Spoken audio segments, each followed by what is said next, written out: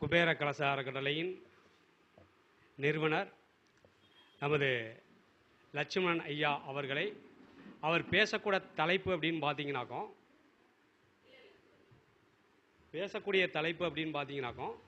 மருத்துவ ஜோதிடத்தை பற்றி மிக துல்லியமான ஒரு கருத்துக்களை அவர் சொல்லுவார்.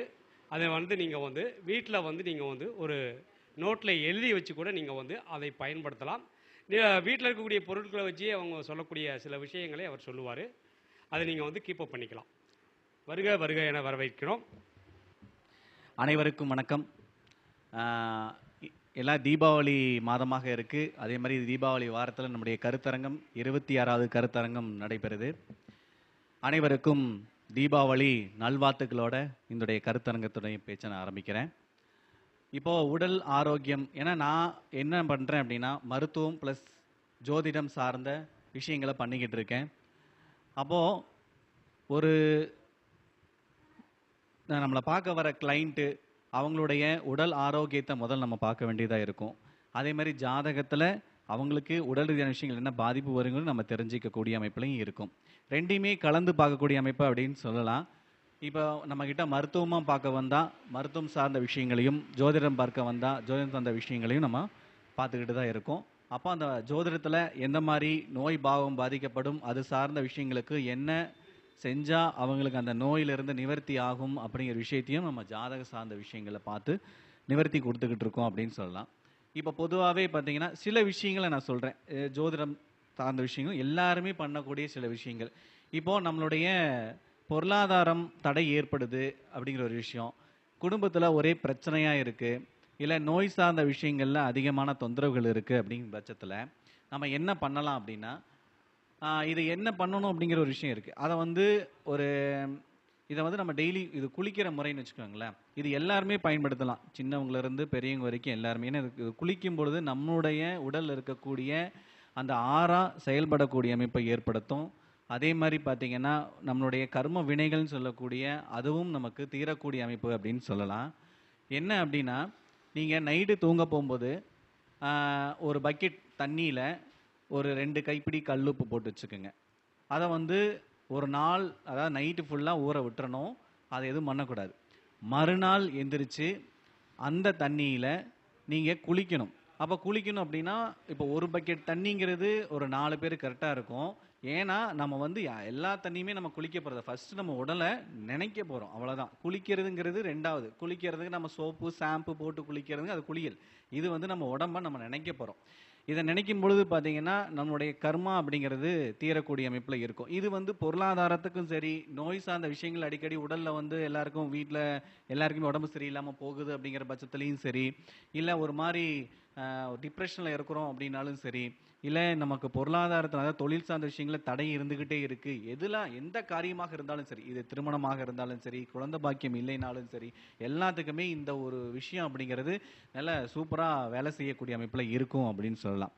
அப்போது அந்த தண்ணி ஓவர் நைட் ஊற வச்சிடறோம். அப்போ அந்த தண்ணியை எடுத்துகிட்டு போகிறோம். அப்போ கீழே இருந்து, அதாவது பாதத்திலிருந்து எப்பயுமே ஊற்றணும் தண்ணியை. ஏன்னா நம்ம உச்சிந்தலைக்கு ஃபஸ்ட்டு ஊற்றக்கூடாது. அப்போ அந்த தண்ணியை எடுத்து இப்போ ஒரு பக்கெட் 4 பேருக்கு எவ்வளோ, இப்போ வீட்டில் எத்தனை பேர் இருக்கீங்களோ அதுக்கு தகுந்த மாதிரி தண்ணி வச்சுக்கோங்களேன். இப்போ ஒரு 4 பேர் இருக்கீங்கன்னா ஒரு பக்கெட் தண்ணி, அதாவது ஒரு ஆளுக்கு ஒரு 2 மக்கு அப்படிங்கிறது கரெக்டாக இருக்கும். அப்போ ஒரு மக்கு எடுத்து ஃபஸ்ட்டு பாதத்திலிருந்து மெதுவாக கொஞ்சம் கொஞ்சமாக மேலே இருந்து கொஞ்சம் கொஞ்சமாக இடுப்பு வரைக்கும் அதிலிருந்து அதுக்கப்புறம் நெஞ்சு, அதுக்கப்புறம் அப்படியே அதுக்கப்புறம் உச்சந்தலையில் ஊற்றணும். அதே மாதிரி அந்த 2 மக்கு தண்ணி போதுமானது. அதுக்கப்புறம் நீங்கள் உங்களுடைய ஏதாவது ஒரு வாசனை திரவியம் நீங்கள் பயன்படுத்திக்கிட்டு நார்மல் குளியல் நீங்கள் பண்ணிக்கலாம். வாசனை திரவியம் அப்படின்னு பார்த்தீங்கன்னா நீங்கள் ஜவ்வாது யூஸ் பண்ணலாம். அது நார்மலாக நீங்கள் குளிக்க போகிற தண்ணியில் நீங்கள் போட்டுட்டு குளிச்சுக்கலாம். இப்படி குளிச்சுட்டு வரும்போது பார்த்தீங்கன்னா இது எத்தனை நாள் பண்ணணுங்கிற ஒரு கேள்வி எல்லாருமே கேட்பாங்க இல்லையா? ஆனால் இது நாள் கணக்கெல்லாம் கிடையாது. இது உங்களுக்கான பீஸ்ஃபுல்லான விஷயங்கள், மன நிறைவு அப்படிங்கிறது ஏற்படுற வரைக்கும் நீங்கள் தாராளமாக பண்ணலாம். இதுக்கு ஒரு நாள், ஒரு வாரம், 10 நாள், ஒரு மாத கணக்கெல்லாம் கிடையாது. ஏன்னா ஒவ்வொருத்தருடைய கர்ம வினைகள்னு இருக்கும் இல்லையா? அந்த கர்ம வினை தீர்ற வரைக்கும் நம்ம இந்த விஷயம் பண்ணி தான் ஆகணும். அதுக்கு நாள் கணக்கே கிடையாது. அப்போ நீங்கள் எடுத்து பண்ணலாம். இப்படி பண்ணிட்டு வரும்போது பார்த்தீங்கன்னா உங்களுக்கான நல்ல ஒரு ஃபியூச்சர் அப்படின்னு சொல்லலாம், நல்ல ஒரு மன நிம்மதியான தூக்கம்னு சொல்லலாம். நிறைய விஷயங்களை நீங்க அதை கண்கூடா நீங்க அனுபவிக்க முடியும். இது நீங்க பண்ண முத நாளே கிடைச்சிருமா அப்படின்னா கண்டிப்பா கிடையாது. இதை நீங்க தொடர்ந்து பயன்படுத்தணும். ஒரு வாரமாவது நீங்க இதை பயன்படுத்த ஆரம்பிக்க தான் உங்களுடைய மனோபாவமே உங்களுக்கு சேஞ்ச் ஆகும். நீங்க முதல்ல இருந்த டிப்ரெஷனை ரொம்ப குறைக்கக்கூடிய விஷயத்த கொண்டு வரும் இந்த கல்லுப்பு குளியல் அப்படின்னு சொல்லலாம். இதை நீங்க பண்ணி பாருங்க. உங்களுக்கு பண்ணும்பொழுது உங்களுக்கு அற்புதமான விஷயங்களை கொடுக்கும் அப்படின்னு சொல்லலாம். அதே மாதிரி பொருளாதாரம் அப்படிங்கிற விஷயம் நம்ம யூஸ் பண்றோம் இல்லையா? அப்போ பொருளாதாரத்துக்கு எப்படி நம்ம பணத்தை கட்டுப்படுத்தணும் அப்படிங்கிற விஷயம் இருக்கு. ஏன்னா மருத்துவம் சார்ந்த விஷயங்களையும் பேசலாம். சில இப்போ வந்து தீபாவளி டைமாக போயிட்டு இருக்கு, எல்லார் கையிலையும் பாருங்க போனஸ் அதெல்லாம் விஷயங்கள் இருக்கும். அப்போ பொருளாதாரம் சார்ந்த விஷயங்கள் எப்படி நம்ம கட்டுப்படுத்தணும் அப்படிங்கிற விஷயம் இருக்கும். ஏன்னா பணங்காசு தங்கலுங்கிற விஷயம் எல்லாருக்குமே இருக்கும் இல்லையா? அப்போ என்ன பண்ணலாம் அப்படின்னா, இப்போ எல்லாருமே வேலட் யூஸ் பண்றோம், பர்ஸ் யூஸ் பண்றோம். ஆனா அந்த பர்ஸ் அப்படிங்கிறத நம்ம எப்படி பயன்படுத்தணும் அப்படிங்கிற விஷயம் இருக்கு. அப்போ அதை நம்ம பயன்படுத்திட்டு வரும்பொழுது பார்த்தீங்கன்னா, அந்த பணத்தை கட்டுப்பாடு அப்படிங்கிற விஷயத்தை நம்ம பண்ண முடியும் அப்படிங்கிறது தான். இப்போ 2ஆம் அதிபதி எந்த பாவகத்தில் இருக்காரோ அது சார்ந்த, ஏன்னா 2ங்கிறது வருமானம் இல்லையா? அப்போ 2ஆம் அதிபதி எந்த பாவகத்தில் இருக்காரோ அது சார்ந்த மாதிரி உபயோகப்படுத்திட்டு வந்தீங்க அப்படின்னா கண்டிப்பா உங்களுக்கு பொருளாதார சேர்க்கை அப்படிங்கிறது ஏற்படும் அப்படின்னு சொல்லலாம். இப்போ பார்த்தீங்கன்னா 2ஆம் அதிபதி லக்னத்திலேயே இருக்கார் அப்படின்னு வச்சுக்கோங்களேன். அப்போது அவங்க என்ன பண்ணணும்னா தூங்கும்போது, அதாவது வேலட் நீங்கள் எப்பயுமே பயன்படுத்துறது தான். அந்த வேலட் என்ன பண்ணணும்னா நீங்கள் தூங்க போகும்போது உங்கள் தலைமாட்டுக்கு கீழே வச்சு தான் தூங்கணும். அப்படி தூங்கும்போது பார்த்தீங்கன்னா அந்த பணம் அப்படிங்கிறது எப்பயுமே உங்களுடைய கட்டுப்பாட்டில் இருக்கக்கூடிய அமைப்பில் இருக்கும் அப்படிங்கிறது தான். அதே மாதிரி 2ஆம் அதிபதி 2லேயே இருக்கார் அப்படிங்கிற பட்சத்தில் பார்த்தீங்கன்னா எப்பயுமே அதை நீங்கள் உங்கள் கண் பார்வையில் படுற மாதிரியே அந்த பணம் இருக்கணும். அதாவது எப்படின்னா நீங்கள் தூங்கி எந்திரிக்கும் பொழுது உங்க நீங்க பார்க்கக்கூடிய ஒரு போஸ்ட் அப்படிங்கிறது பணமா இருக்கணும். அப்போ உங்க பெட்ரூம்ல நீங்க பார்க்குற மாதிரி செவுத்துல வந்து நீங்க பணக்கட்டுகளை இருக்கக்கூடிய இல்ல தங்க நாணயங்கள் இருக்கக்கூடிய விஷயங்களை நீங்க போஸ்டா வந்து ஒட்டி வச்சுக்கலாம். அப்படி ஒட்டி வச்சுக்கும் போது பாத்தீங்கன்னா உங்களுக்கு கண்டிப்பா பணம் சார்ந்த விஷயங்கள்ல ஒரு கட்டுப்பாடு அப்படிங்கிறது இருக்கும். அது மூலமா உங்களுக்கு வரவு ஏற்படக்கூடிய அமைப்புல இருக்கும். ஏன்னா அது பார்வை சார்ந்த விஷயங்கள். அப்ப நம்ம பார்க்கும்பொழுது நமக்கு பணம் வரக்கூடிய அமைப்புல இருக்கும். இப்போ 3ஆம் இடத்துல இருக்க 2ஆம் அதிபதி 3ல இருக்கு அப்படின்னு வச்சுக்கோங்களேன். உங்க கூட பிறந்தவங்க இருக்கிறாங்க அப்படின்னா அவங்க கையில கொடுத்து வாங்குறது இல்ல அவங்களுக்கு ஏதாவது உதவி பண்றது, இந்த மாதிரி விஷயங்களை பண்ணும்போது அவங்களுக்கு பிடிச்ச விஷயங்களை வாங்கி கொடுத்து பாருங்க. கண்டிப்பா அது உங்களுக்கு கிடைக்கும். அதே மாதிரி பார்த்தீங்கன்னா இந்த கம்யூனிகேஷன் சொல்லுவோம் இல்லையா? அப்போ அந்த கம்யூனிகேஷன் சம்பந்தமான விஷயங்களுக்கு செலவு பண்ணலாம். அப்போ கம்யூனிகேஷன் விஷயங்களுக்கு என்ன மாதிரி செலவு பண்ணலாம்னா, இப்போ ஒருத்தருக்கு நீங்க ரீசார்ஜ் பண்றது பண்ணி விடலாம். அப்படி பண்ணும்போது பார்த்தீங்கன்னா கண்டிப்பா அது உங்களுக்கு ஒரு ப்ளஸ்ஸா அமையும் அப்படின்னு சொல்லலாம். இதே 4ஆம் இடத்துல இருக்கு அப்படின்னா நம்ம அம்மாவுக்கு பிடிச்ச விஷயங்களை பண்ணலாம். ஏன்னா பொதுவா 4ங்கிறது தாய் ஸ்தானம்ல இருக்கு இல்லையா? அப்போ அம்மாவுக்கு பிடிச்ச விஷயங்களை நம்ம வாங்கி கொடுக்கலாம். அது போக பார்த்தீங்கன்னா சுற்றுலா போயிட்டு வரலாம். வாகனத்தை எடுத்துட்டு கொஞ்சம் தூரம் டிராவல் பண்றது. அப்போ அதை நீங்க வீக்லி ஒன்ஸ் பண்ணிட்டு வந்தீங்க அப்படின்னா கண்டிப்பா வந்து உங்களுக்கு ஒரு நல்ல ஒரு மாற்றத்தை கொடுக்கும் அப்படின்னு சொல்லலாம். இதே 5ஆம் இடத்துல இருந்தா 5ங்கிறது குழந்தை பாகம் இல்லையா? அப்போ குழந்தைக்கு தேவையான விஷயங்களை நம்ம பண்ணலாம். குழந்தை இல்லாதவங்களுக்கு நம்ம ஏதாவது உதவி செய்யலாம். இல்லை நமக்கு பிடிச்ச மாதிரி விஷயங்களை நம்ம செஞ்சுக்கலாம். அதாவது ஆசை அப்படின்னா அந்த இடத்துல பார்த்தீங்கன்னா சினிமாவுக்கு போயிட்டு வர்றது. அப்போ சினிமாக்கெல்லாம் போயிட்டு வரும்போது நல்லா இருக்கும். ஒரு கலை அப்படிங்கிற விஷயத்துக்கு நம்ம செலவு பண்ணலாம். ஒரு ஒரு நாடகம் போடுறாங்கன்னா இப்போல்லாம் நாடகம் எங்கே நடக்குது, ஆனால் நாடகம் நடத்தும் போது போயிட்டு வரலாம். அப்படி நாடகம் சார்ந்த விஷயங்களை பார்க்கலாம். சினிமாவுக்கு போகிறது இந்த மாதிரி விஷயங்களை பண்ணிட்டு வரும்போது கண்டிப்பாக பார்த்தீங்கன்னா பண வரவு அப்படிங்கிறது கண்டிப்பாக இருக்கும். இப்போ 6ஆம் இடம் அப்படின்னா நோய் அப்படின்னு சொல்கிறோம். ஆனால் அந்த நோய் அப்படிங்கிற விஷயத்தை விட அந்த நோய் நமக்கு வராமல் இருக்கிறதுக்கு நம்ம வருமானம் வர்றதுக்கும் என்ன பண்ணணும் அப்படின்னா நம்ம வந்து நோயாளிங்களுக்கு உதவி செய்யலாம். சரிங்களா? அப்போ நம்ம ஒரு கம்பெனி வச்சு நடத்துறோம் அப்படின்னா நம்ம தொழிலாளிகளே நமக்கு வந்து ஒரு முக்கியமான அஹ், ஒரு பொருளாதாரத்தை கொடுக்கக்கூடிய நபர் தானே. அப்போ அவங்களுக்கு தேவையான உதவிகளை அந்த டைம்ல செய்யலாம். அப்படி செய்யும் பொழுதும் பார்த்தீங்கன்னா நமக்கு பொருளாதாரம் அப்படிங்கிறது சேர்க்கை ஏற்படக்கூடிய அமைப்புல இருக்கும். அதே மாதிரி 7ஆம் இடம் அப்படிங்கிறது பார்த்தீங்கன்னா இப்போ ஒரு தொழில் நிறுவனம் நடத்தினாங்கன்னா நம்ம ஆப்போசிட் பர்சன் சொல்லலாம், அதாவது பார்ட்னர்ஷிப்னு சொல்லலாம். இல்லை நம்மளை பார்க்க வர வாடிக்கையாளர் சொல்லலாம். அவங்களுக்கு ஒரு சில விஷயங்களை பண்ணி கொடுக்கலாம். நம்ம பிடிச்ச விஷயங்களை செய்கிறதோ இல்லை அவங்களுக்கு ஏதாவது உதவி, இப்போ ரொம்ப முடியாமல் வர்றாங்க அப்படின்னா அவங்களுக்கு முடிஞ்ச விஷயங்களை நம்ம செஞ்சு கொடுக்கலாம். செஞ்சு கொடுக்கும்போது நல்லாயிருக்கும். அதே மாதிரி மனைவிக்கு 7ஆம் இடங்கிறது முக்கியம் இல்லையா? மனைவி திருமணமானவங்களாக இருந்தால் மனைவிக்கு பிடிச்ச விஷயங்களை மாதத்துக்கு ஒரு முறை அப்படிங்கிறதாவது நம்ம செஞ்சுட்டு வந்தோம் அப்படின்னா கண்டிப்பாக ஒரு நல்ல ஒரு பொருளாதாரம். ஏன்னா நீங்கள் வாங்குற மாத சம்பளம் வாங்குறீங்க அப்படின்னா அப்போ மாதம் மாதம் வந்து மனைவிக்கு பிடித்த விஷயங்களை நீங்கள் செஞ்சு கொடுக்கலாம். அப்படி செஞ்சு கொடுக்கும்போது பார்த்தீங்கன்னா கண்டிப்பாக ஒரு நல்ல பொருளாதார சேர்க்கை ஏற்படுத்தும் அப்படின்னு சொல்லலாம். அதே மாதிரி பார்த்தீங்கன்னா 8ஆம் இடம் அப்படின்னு எடுத்துக்கிட்டோம்னு வச்சுக்கோங்களேன். இந்த மணி பர்ஸ் அப்படிங்கிற அந்த மணி பர்ஸ் எப்பயுமே பார்த்தீங்கன்னா சில பேர் பார்த்தீங்கன்னா பேக்கில் வச்சுட்டு இருப்பாங்க. பேக்கில் தான் எப்பயுமே வைக்கிறோம் இல்லையா? சில பேர் ஃப்ரண்ட்டில் வைக்கணும், பேக்கில் வைக்கணும் அப்படிங்கிற விஷயம் இருக்குது. அப்போது பார்த்தீங்கன்னா பேக்கில் வைக்கிறதுக்கு 8ஆம் இடம். இப்போது லக்னத்துக்கு 7க்குள்ளே இருக்குது, 2ஆம் அதிபதி இருக்கார் அப்படின்னா அவங்க மேக்ஸிமம் பார்த்தீங்கன்னா ஃபேண்டினுடைய ஃப்ரண்ட் பாக்கெட்டில் வச்சுக்கிட்டு வந்தாங்கன்னா கண்டிப்பாக பண வரவு அப்படிங்கிறது நல்லாயிருக்கும். அதே லக்னத்துக்கு 7க்கு அப்புறம் அந்த 12க்குள்ளே வந்து 2ஆம் அதிபதி இருக்காருன்னா அவங்க கண்டிப்பாக பேண்ட்டில் பேக் சைடு வச்சுட்டு வந்தாங்கன்னா கண்டிப்பாக பண வரவு அப்படிங்கிறது ஏற்படக்கூடிய அமைப்பில் இருக்குது அப்படின்னு சொல்லலாம். ஏன்னா நம்ம அதை பயன்படுத்துகிற விதம் இருக்குது. அந்த வேலெட்டை நம்ம எப்படி பயன்படுத்துகிறோமோ அது சார்ந்த விஷயங்களில் தான் வந்து நமக்கு வருமானம் அப்படிங்கிறது கட்டுப்படும் அப்படின்னு சொல்லலாம். அதே மாதிரி 9ஆம் இடத்துல அப்படிங்கும்போது பார்த்தீங்கன்னா பொதுவாக தந்தைன்னு சொல்லலாம். அதே மாதிரி பயணங்கள் சொல்லலாம். அப்போ பயணம் சார்ந்த விஷயங்களுக்கு நம்ம பயன்படுத்துறது அப்படிங்கிறது நல்லாயிருக்கும். 10 அப்படிங்கன்னா பார்த்தீங்களா, அப்போ வந்து கர்மஸ்தானம்னு சொல்கிறோம் இல்லையா. அப்போ நம்மளால் முடிஞ்ச தான தர்மங்கள் பண்ணுறது அப்படிங்கிறது தான் அந்த கர்மம் அப்படிங்கிற விஷயம் சொல்லணும். அப்போ நம்ம உணவு தானம் பண்ணுறது இந்த மாதிரி விஷயங்கள்லாம் பண்ணிட்டு வரும் பொழுது கண்டிப்பாக வந்து பொருளாதார சேர்க்கை அப்படிங்கிறது ஏற்படும். இப்போ 11ஆம் இடத்துல 2ஆம் அதிபதி இருக்கும் பொழுது பார்த்தீங்கன்னா என்ன சொல்லுவோம், சகோதர பாவம்னு சொல்ல போகிறோம் இல்லையா, லாபஸ்தானாதிபதினு சொல்ல போகிறோம், நம்மளுடைய ஆசைன்னு சொல்ல போகிறோம். அப்போது அந்த 11ஆம் இடத்துல 2ஆம் அதிபதி இருக்கிறார் அப்படின்னா அந்த இடத்துல நமக்கு பிடிச்ச விஷயங்களை நம்ம செஞ்சுக்கலாம். அதாவது சாப்பிட்றதா இருந்தாலும் சரி, இல்லை ஒரு துணி வாங்குறதா இருந்தாலும் சரி, அதே மாதிரி பார்த்தீங்கன்னா நமக்கு பிடிச்சமான விஷயங்களுக்கு நம்ம ஒரு சேமிப்பாக எடுத்து வைக்கலாம்.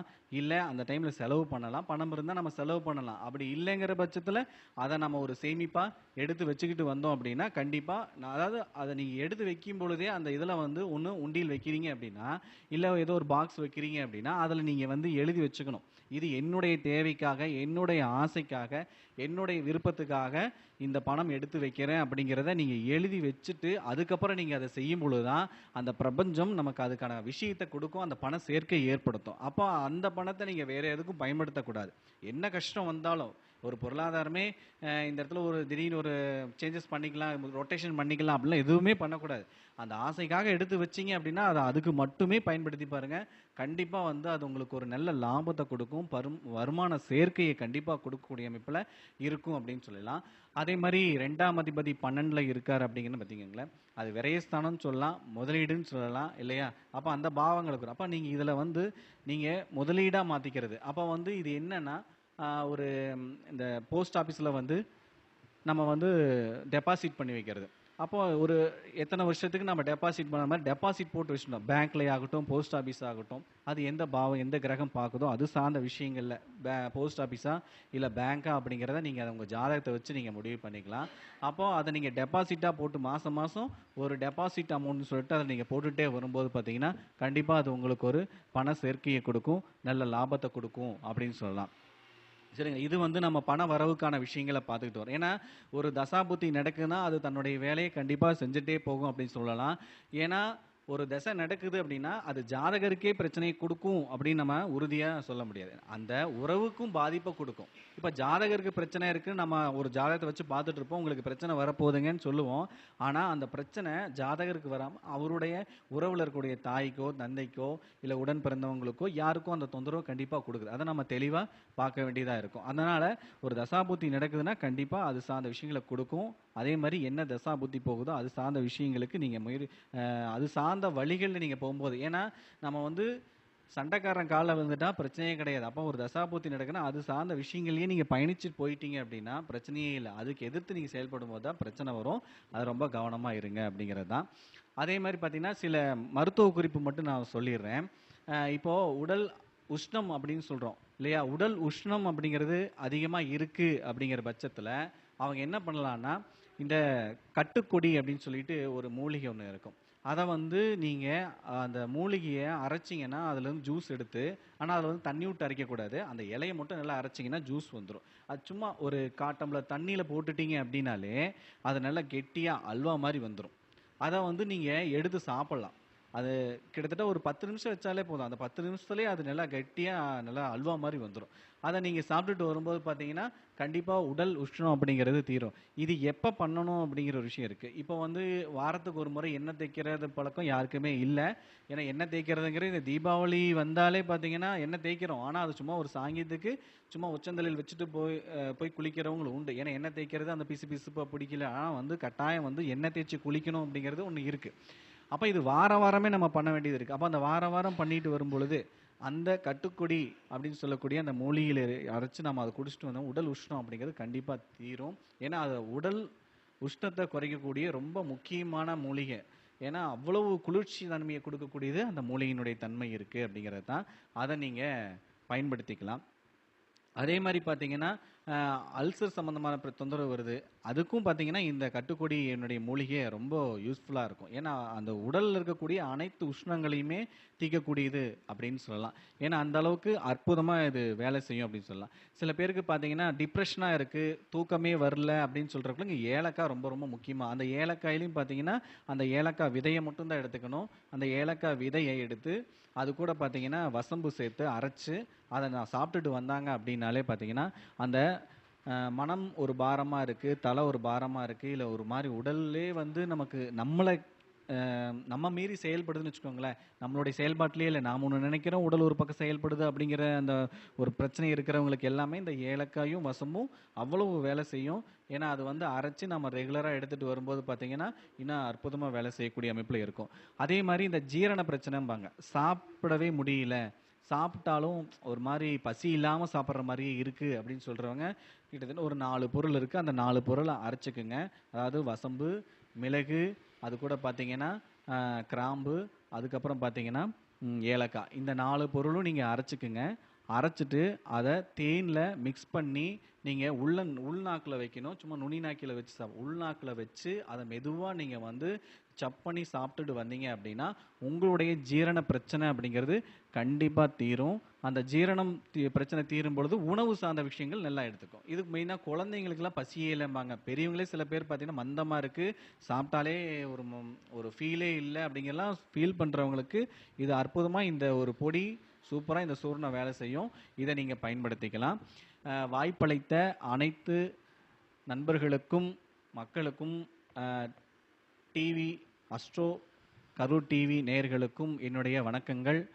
தீபாவளி வாரமாக இருக்குது. தீபாவளியை அனைவரும் நல்லா கொண்டாடுங்க, பத்திரமா கொண்டாடுங்க. வெடி வெடிக்கும் போது கவனமாக வெடிங்க, குழந்தைங்களை கவனமாக பார்த்துக்குங்க. அனைவருக்கும் நன்றி, வணக்கம்.